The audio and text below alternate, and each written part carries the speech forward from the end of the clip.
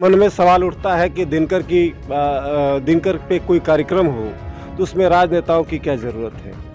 दिनकर खुद भी राज्यसभा के सदस्य रह चुके हैं और ये एक मिलन है, ये एक संगम है जो सरकार है उसका साहित्य से मिलन है। उस साहित्य क्या है? संस्कृति है और संस्कृति क्या है? अपने आत्मा की आवाज़ है। तो सरकार अपने आत्मा की आवाज़ को सुने, समझे तो वह जनता के लिए वो जनप्रतिनिधि है, जन के लिए, जनगण के लिए एक सही निर्णय ले सकता है।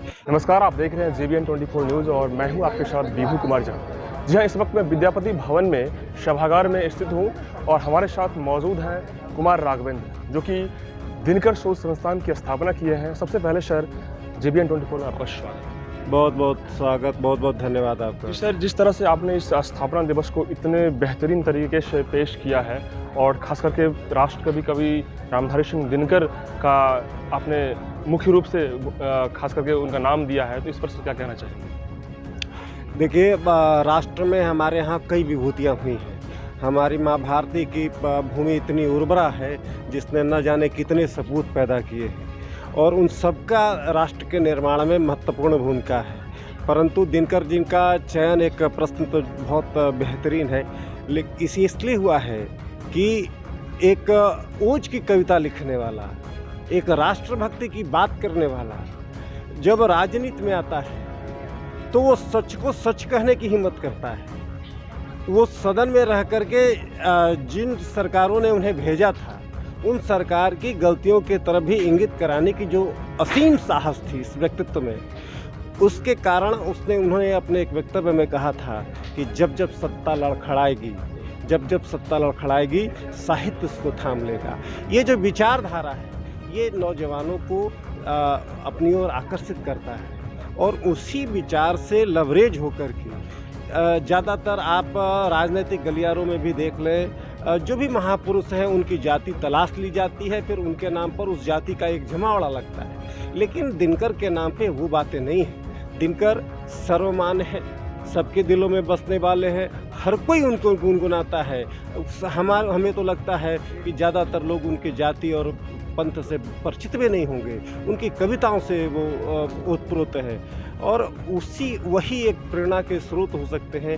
यही कारण है इस संस्था का नाम हमने दिनकर शोध संस्थान के रूप में, लेकिन दिनकर का नाम के साथ साथ हमने शोध संस्थान भी रखा, जिसके पीछे उद्देश्य बस यही है कि हम लगातार समाज में दिनकर के विचारधारा से और जो दिनकर सोचते थे अपने तरुणाई से, जो अपेक्षा रखते थे सुसंस्कृत होने का, अनुशासित होने का, लगनशील होने का, वो समाज के भीतर जाकर के शोध करना है। वो कहीं लाइब्रेरी में बैठ करके पुस्तकें नहीं लिखनी है, समाज में वैसे लोगों को चयनित करके उनके उत्साह में वृद्धि करना है।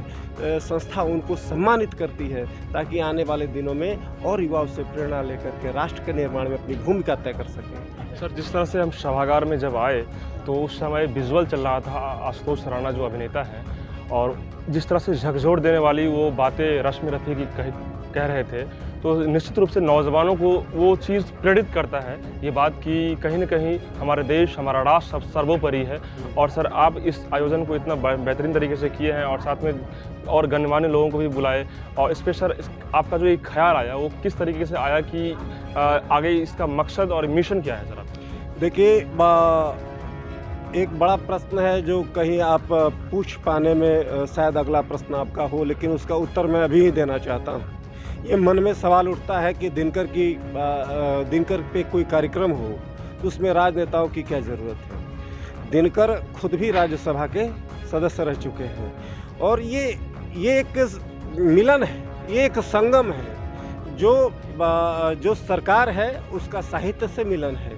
उस साहित्य क्या है? संस्कृति है और संस्कृति क्या है? अपने आत्मा की आवाज़ है। तो सरकार अपने आत्मा की आवाज़ को सुने, समझे तो वह जनता के लिए, वो जनप्रतिनिधि है, जन के लिए, जनगण के लिए एक सही निर्णय ले सकता है। इसीलिए आज दिनकर के नाम पर भी और कोई भी राजनेता किसी भी सरोकार से अछूता रहे, ये ठीक भी नहीं है, क्योंकि दिनकर पूरे देश के हैं, समाज के, तो समाज से राजनीति अलग नहीं हो सकती है। न्यायपालिका, कार्यपालिका सब समाहित होकर के ही सरकार के हिस्सा है, इस मुल्क के हिस्सा है, इस राष्ट्र के हिस्सा है।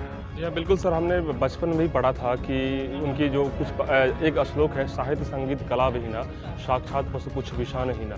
इस बात का द्योतक है सर कि आपके इस कार्यक्रम में साहित्य का बड़ा प्रावधान है और हर खास करके जो इस कार्यक्रम में आपने कुछ जो माननीय अतिथि थे उन्होंने भी कहा कि सबसे पहले जो साहित्य की बढ़ावा देना चाहिए और साहित्य सबसे सर्वोपरि है।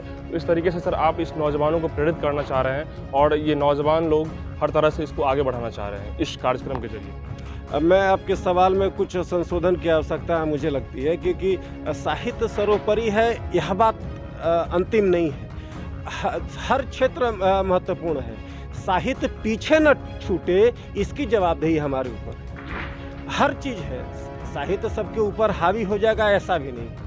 साहित्य संस्कृति है, संस्कृति हमारे मानव गुणों का अंगीकार है, जो हमको प्रभु परमात्मा से मिला है वही तो साहित्य है। ये पूरी रचना क्या है, इसी रचना, ये जो प्रकृति ने बनाया है इसी का शब्द स्वरूप ही साहित्य है। और साहित्य सिर्फ किताबों तक सीमित नहीं है, कला का हर वो क्षेत्र साहित्य है जिसको की परिणति हम किसी अन्य तरीके से कर पाते हैं। नृत्य भी उसी में है, उसी का हिस्सा है। अब नृत्य की भी पुस्तकें होती, साहित्य समावेशी चीज़, इसको बहुत बियॉन्ड द लिमिट देखना चाहिए। ये एक रश्मि रथी में बांध करके, जयद्रथ मत में बांध करके नहीं देखना है। दिनकर को देखना है तो उनकी पुस्तकों के साथ साथ उनके आचरण का भी अध्ययन करना होगा, और यही शोध है। दिनकर ने जो लिख दिया वो हम पढ़ लिए, लेकिन जो दिनकर ने नहीं लिखा, दिनकर के अंदर था। दिनकर ने एक समय हुंकार भी लिखा तो एक समय हारे का हरिनाम भी लिखा। इस पूरे तंत्र को जोड़ने की जरूरत है। क्यों अंत में उन्होंने हारे का हरिनाम लिखा, ये इस बात को समझना बहुत जरूरी है। सर, इस अंतिम सवाल आपसे कि सर आपने तो स्थापना किया है आज दिनकर शोध संस्थान का, तो दिनकर शोध संस्थान के जरिए अगला कदम क्या रहेगा और बिहार के नौजवानों के लिए क्या कदम उठाने वाले हैं? देखिए, माने जो हम लोगों के पूरी जो आयोजन समिति है उसने एक निर्णय लिया था कि सरकार को हम इस बात से अवगत कराएंगे कि जब पूरे मुल्क को हमारी सरकारें आत्मनिर्भर बनाना चाहती हैं कि वो अपने पैरों पर खड़ा हो, नौजवान, और इसमें भूमिका नौजवानों की होगी। जो हमारे अभिभावक हैं उनका अनुभव काम आएगा, नौजवानों की ऊर्जा काम आएगी। लेकिन आत्मनिर्भर बनाने के लिए संसाधन जुटाने होंगे। लेकिन यदि आप किसी व्यक्ति को शिक्षित कर दें, समस्याएं तब भी आएंगी, लेकिन जब वो शिक्षित होगा तो अपनी समस्या से लड़ने के लिए उसमें खुद ताकत पैदा हो जाएगी। हम यदि इस मुल्क को आत्मनिर्भर बनाना चाहते हैं तो शिक्षा के क्षेत्र में हमको आत्मनिर्भर होना होगा। शिक्षा के लिए हमको विदेशों में पलायन की आवश्यकता कम करनी होगी, न्यूनतम करनी होगी। माने शिक्षा के लिए एक मुल्क से दूसरे मुल्क में जाना बुरा नहीं है, लेकिन सवाल ये है कि हमारे यहाँ नहीं है, इसके लिए हम दूसरे मुल्क में शिक्षा ग्रहण करने जाए, ये ठीक नहीं। ठीक ये है कि हमारे यहाँ भी बढ़िया है, आपके यहाँ भी ठीक है, हम दोनों एक दूसरे के यहाँ आते जाते रहें। हम शिक्षा के माध्यम से खुद को आत्मनिर्भर बनाएं, और देखिएगा जिस दिन इस ओर हमने कदम बढ़ा दिया, आत्मनिर्भरता खींच करके हम तक आएगी। बार बार आवाज़ लगाने की ज़रूरत नहीं है। हमारे कदम बढ़े और हम धीरे धीरे आत्मनिर्भरता की ओर खुद ब खुद अग्रसर होते जाएंगे। बहुत बहुत धन्यवाद सर हमसे बात करने के लिए। तो ये देख रहे थे आप, हमारे साथ मौजूद राघवेंद्र हैं, और इनका बिल्कुल साफ तौर पर मानना है कि हम नौजवानों को प्रेरित करने के लिए और आत्मनिर्भर बनाने के लिए खास करके इस दिनकर शोध संस्थान की स्थापना किए हैं। और अगला कदम हमारे बिहार से नहीं, देश भर में हर जगह के लोगों के लिए रहेगा। और इसी तरह के अपडेट देखते रहने के लिए GBN 24 देखते रहिए। तब तक के लिए धन्यवाद।